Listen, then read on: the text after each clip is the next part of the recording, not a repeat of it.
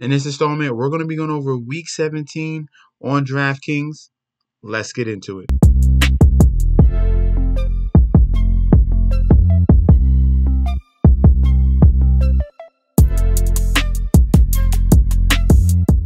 Hey, yo! Welcome back to the channel. It's your boy Chef D, and I'm here to give you the winning ingredients for your Week 17 slates on DraftKings. But before I deep dive into that, don't forget to like, comment, and subscribe to the channel. Make sure you follow me on Instagram and Twitter at MetsNetShetsD. Don't forget about that TikTok at Chef_D91.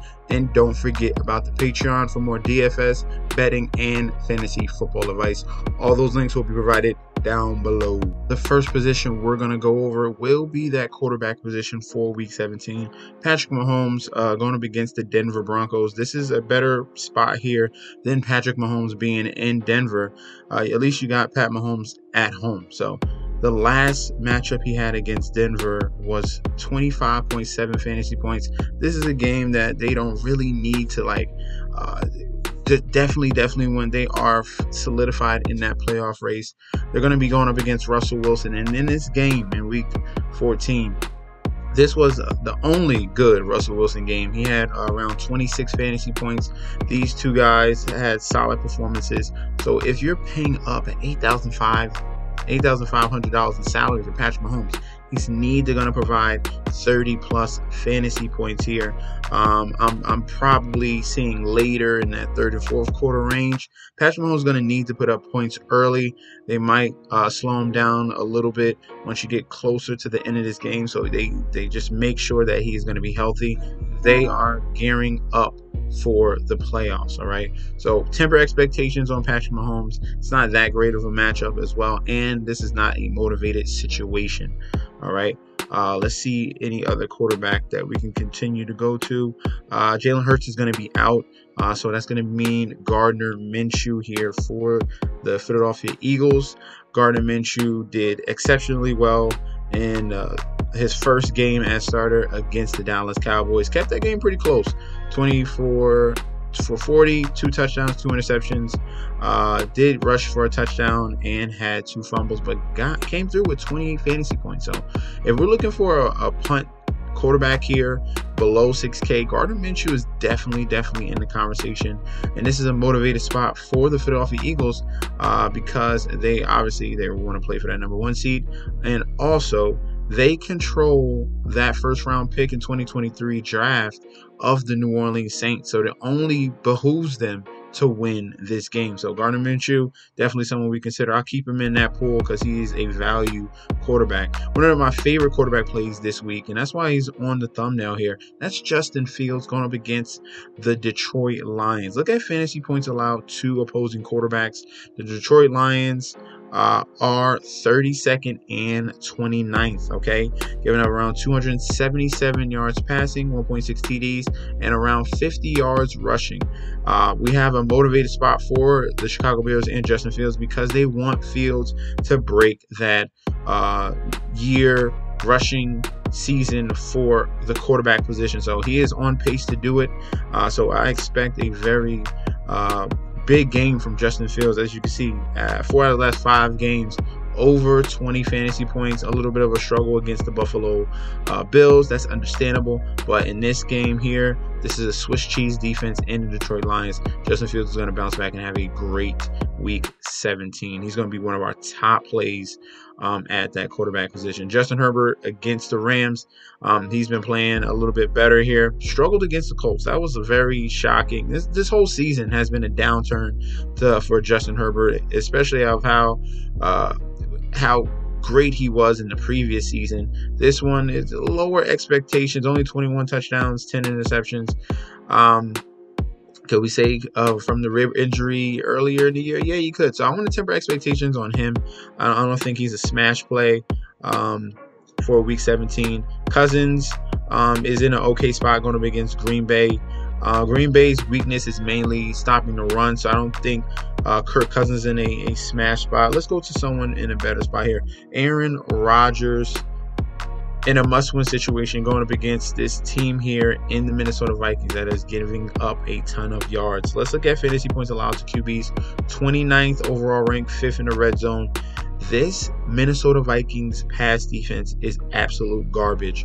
319 passing yards allowed to the quarterback position. This is a bend, don't break defense to the next level, to the next degree here. They're giving up tons of yards, but they are very, very solid in that red zone area. So Aaron Rodgers should have no problem putting up passing yards in this game going up against the Minnesota Vikings. I love him at $6,000 in salary. Let's continue to go down. Let's go to Carson Wentz. He is someone that we can look at, another value type quarterback, and he's had some big games. Week 5 against Tennessee, 25.86. Week 2 against Detroit, bad defense here, 31.78, and against Jacksonville, 32.72. So you see the upside here with Carson Wentz. He's back and healthy, and he wants to get these Commanders into the playoffs. They're going to need a big performance from him. Going up against Cleveland, who has a poor defense as well. Let's see where they're ranked. Fantasy points allowed to QBs. I think Cleveland, have they gotten a little bit better of late, just because they have a lot of low pace type of games, very ugly games. So here, currently Browns are number 1 ranked and 11th in the red zone, only allowing 202 yards passing, 1.3 TDs per game. But this is Carson Wentz. He is a gunslinger, and you're going to see him put up some numbers, all right? Similar to what we saw in week 5 against Tennessee, week 2 and week 1, all right? He's not going to be shy throwing that ball to Terry McLaurin, Curtis Samuel, and Jahan Dotson. So they have plenty of weapons here. Carson Wentz back in the mix here. The question is, can he stay away from the turnovers? That's the only thing that's going to really, really hamper him. So I have no problem to consider him at $5,100 in salary. And let's go to our last punt quarterback play here, and that is going to be Mike White. He is healthy now for the New York Jets, and he can move the ball for these Jets that they're screaming for help. All right, with Zach Wilson, poor performances. We understand in week 14, Buffalo, tough game there. That's where he got his rib injury. He only had 10 fantasy points in that game, but the upside, 22 against Minnesota, he had 369 yards passing, and against Chicago, he had 27 fantasy points where he had another 300-yard game in 3 TDs. So as you can see, this offense works better with Mike White at the helm, the camaraderie around the team as well. So we should see a good game from Mike White and a good game for Garrett Wilson as well. We'll get to him when we get to the wide receivers. So Mike White is our last punt QB that we can consider for week 17. Let's move on to the running backs. On to the running back position for week 17. And the first guy we're going to talk about, we're going to go somewhere at the top here. Not tippy top, not McCaffrey, not Eckler. We're going to Saquon Barkley here going against the Indianapolis Colts. This team has fully given up as a whole, and as you can see, fantasy points allowed to opposing running backs. They are 31st overall and the 30th ranked, allowing 109 rushing yards, 4.4 yards to carry, 1.7 TDs per game. This is a perfect game here for Saquon Barkley to finish this season strong. His comeback season, a lot of people doubted him, but he is finally healthy, and he's putting together a strong finish here. The past 2 weeks, 23 fantasy points and 27. I expect a huge monstrous week from Saquon Barkley against this poor rushing defense here, Indianapolis Colts. So I love him at $8,000 in salary. The next person we're going to go out is another New York running back here, and that is going to be Zonovan Knight for the New York Jets. Mike White being back, not only does that help the wide receivers, but that's going to help the running backs as well. They're not going to just key in on the running game here and force someone to throw, because they know Mike White is going to be able to throw that football. Zach Wilson, on the other hand, will struggle. Now, Mike White being back, that's going to open things up for Zonovan White, and that's where he had his good games in week 13, week 12, and week 14, all double-digit fantasy point performances. I expect him to get back on the ship here, and as you can see, fantasy points allowed to opposing running backs. The Seattle Seahawks are dead last, 32nd and 32nd in the red zone, 154 yards rushing allowed and 5 yards to carry, 1.3 TDs a game. So Zonovan White, Saquon Barkley, it's a good week to go heavy with the New York running backs this week. Let's continue to go down just a little bit. Dalvin Cook at $7,000 in salary. The only problem that Green Bay, not only problem, but the main problem for the Green Bay Packers is they can't stop the run. I continue to say this in multiple videos that year after year, it's the same Achilles heel for the Green Bay Packers. And this, they can't stop the run. As you can see, 25th overall, 31st in the red zone, over 110 rushing yards allowed, 5 yards to carry, and 1.2 TDs a game allowed. Dalvin Cook is in a perfect situation here to take full advantage of the Green Bay Packers. He had monstrous games previously in his career against the Green Bay Packers.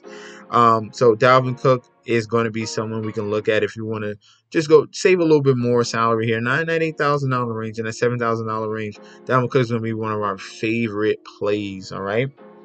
Another running back we're going to go towards will be David Montgomery, not too far down here. Detroit Lions. This is a perfect matchup for Justin Fields, who runs the ball, and David Montgomery, who runs the ball as well. He's going to see double-digit fantasy touches here, rushing-wise, and he's going to have a handful of receptions as well. So we got a dual threat running back here.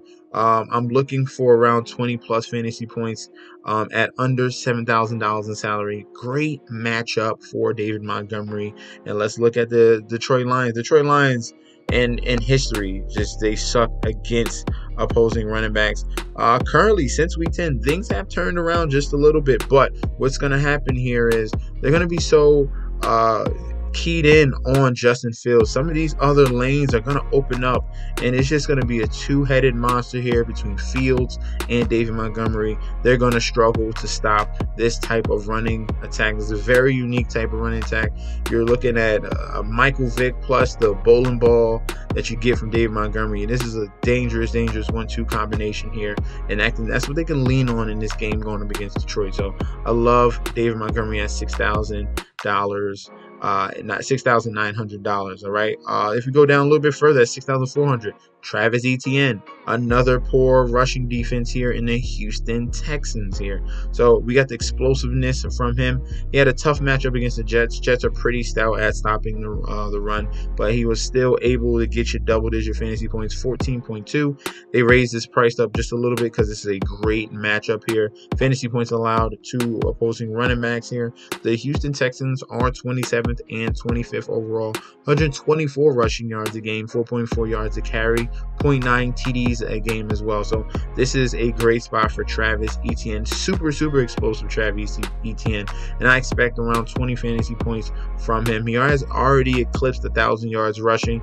That's a very good sight to see after he had a rough first year because of his injury, but Travis Etienne has come on strong in his sophomore year, and he's going to finish strong, especially going up against these Houston Texans. All right, I have a few more for you at this running back position. Someone who's been super sneaky the past couple weeks is taking over this backfield here. That's going to be Tyler Algier at $5,300 in salary for the Atlanta Falcons here. They're going to rely upon him and not put too much stress on Desmond Ridder.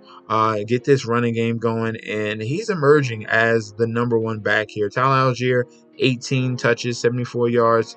Also came through with 4 receptions, 5 targets. He's getting the majority of the touches now, and this was against a very good Baltimore defense. So Tyler Algier, super sneaky, under 6K. Not a lot of people are going to look at him. And this team in Arizona has totally given up. This is a great game for Atlanta to get a win here and really showcase their youth here in Tyler Algier, #1, and Drake London, #2, and Desmond Ridder, #3. All right, one more play there. Desmond Ridder, you could throw him in the quarterback conversation. All right, that could be something very sneaky. He's going to need to get in the end zone. He's going to need to throw touchdowns, but that's a sneaky, very low contrarian play there if you go with a stack with Desmond Ridder and Drake London and Tyler Algier. So all those guys you can consider. All right, next play we're going to go to will be Jerick McKinnon. This man has been on fire as of late. We've had 2 games in a row of over 30 fantasy points. Came down a little bit against Seattle. Struggled rushing the football, which was a shock because he's been kind of efficient the past couple weeks, and he's been utilized a little bit more in that receiving game. Things came down, and he only got 12 fantasy points, but things can spark back up in this game where he had a very good game against Denver in Week 14 where he had 35 fantasy points.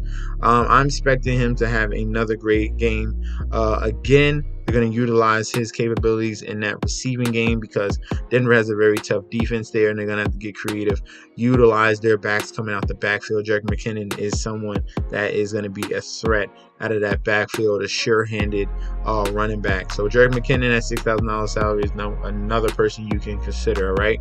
One more guy before we move on to the wide receivers, and that will be Cam Akers, man. A lot of people wrote this guy off, but he is coming back and being kind of resurgent here. 37 fantasy points in the game against Denver. This is why I like Jerick McKinnon, because, hey, Denver has totally given up. They just tapped out, all right? This team doesn't really care, and this is why I like Jerick McKinnon. Now we got Cam Akers. He took advantage of the Denver Broncos. He's going up against now the Chargers, and one of the weak points for the Chargers is stopping the run. They're going to utilize Cam Akers at a very high clip and then get Baker Mayfield rolling after that. So Cam Akers is looking like himself before the Achilles, and I thought that was going to be a huge injury that's going to hamper him for the rest of his career. But hey, he's looking like his old self. So $6,100 in salary for Cam Akers is someone we can consider as well. Let's move on to the wide receivers.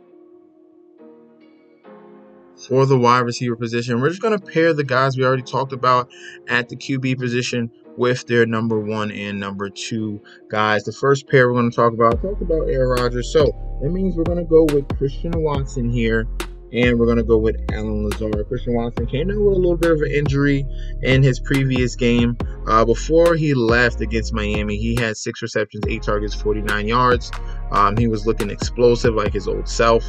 And Christian Watson has really came on the scene as a top-tier target for Aaron Rodgers. This was a great selection after all the complaints year after year for the Green Bay Packers not getting a wide receiver. They really came through with Christian Watson, a super speedster here. And he can really set himself apart against any defense.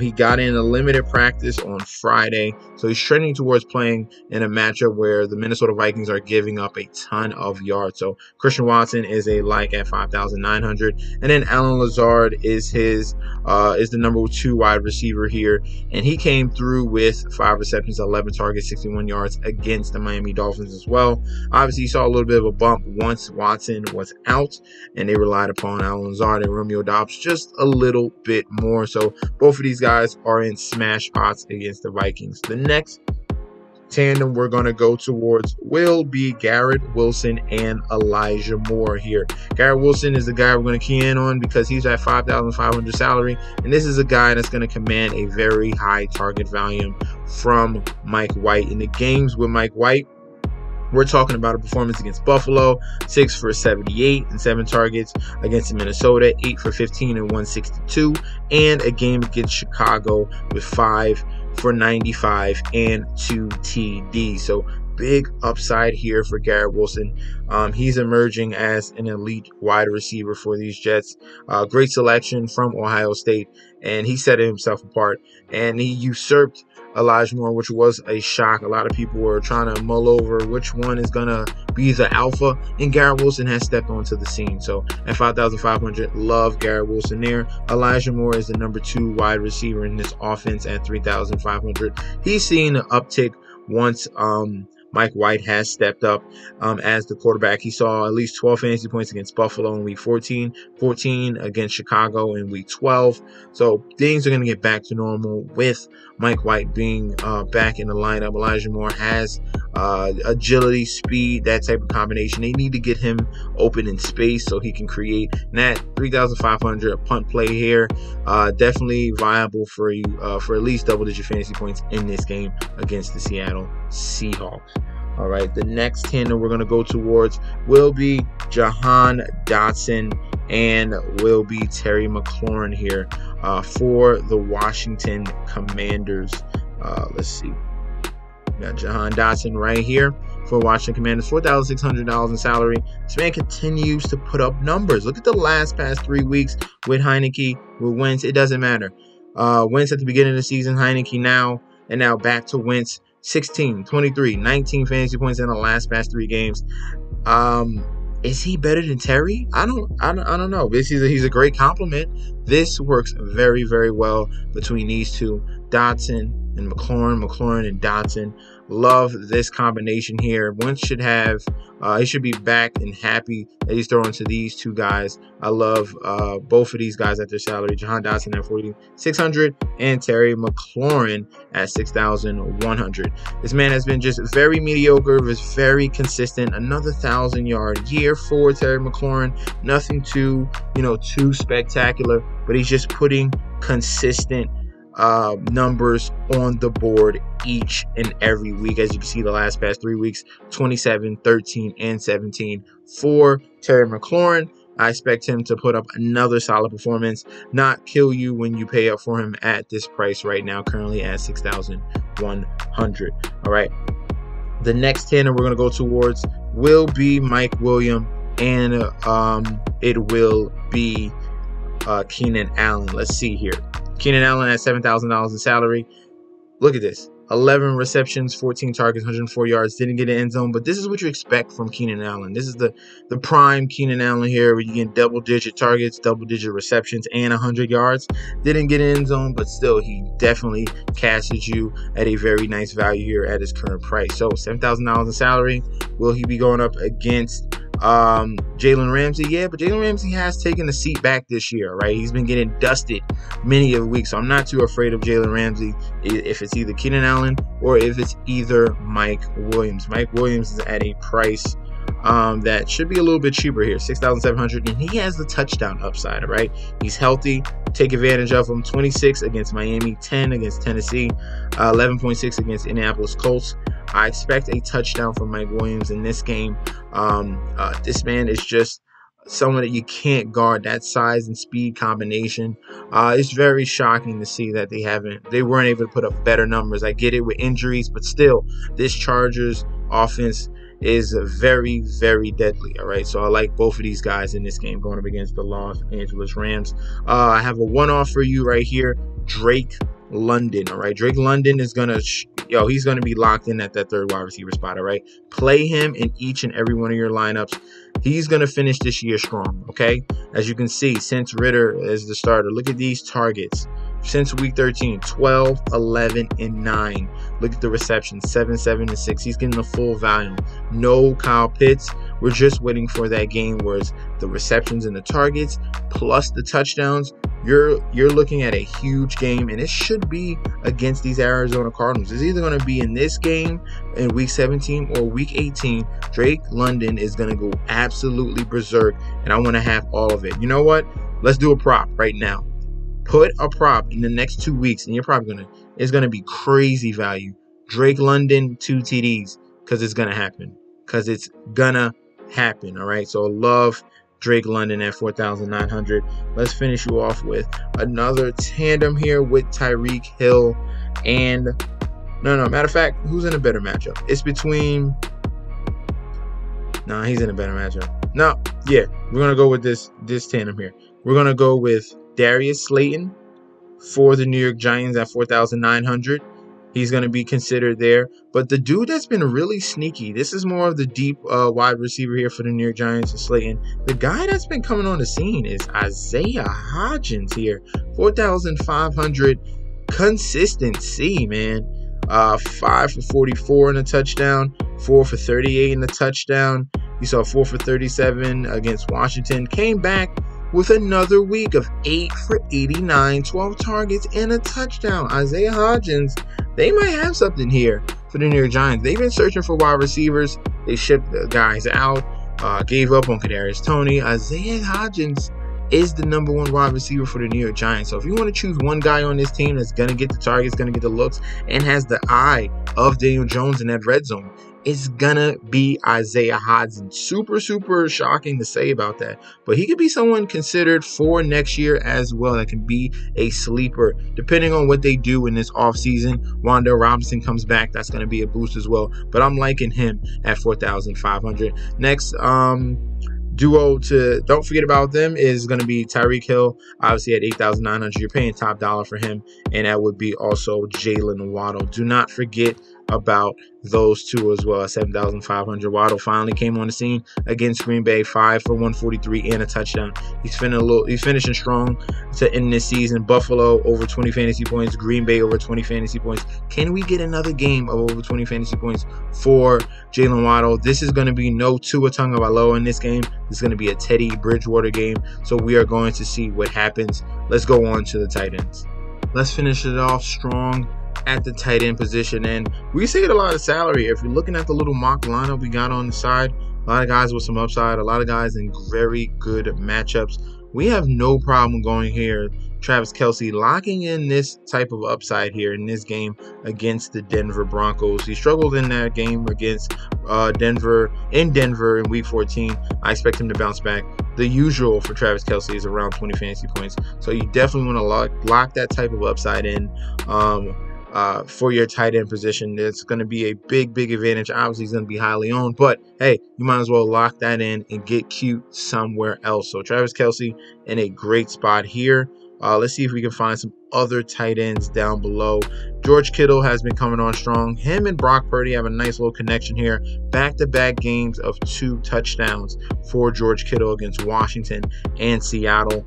Not to mention, hey, talking about Seattle, another guy you can look at. You can look at Tyler Conklin here for the New York Jets. He's the guy that's been getting a little more run at that tight end position between him and CJ Uzomah. He has a nice little rapport with Mike White as well. In that game against Buffalo, 8 targets, 5 receptions. In that game against Minnesota, 7 targets, 2 receptions. And he saw 3 for 50 against Chicago. Those are the games that Mike White played in. So you can see some upside there at a cheaper tight end there in Tyler Conklin.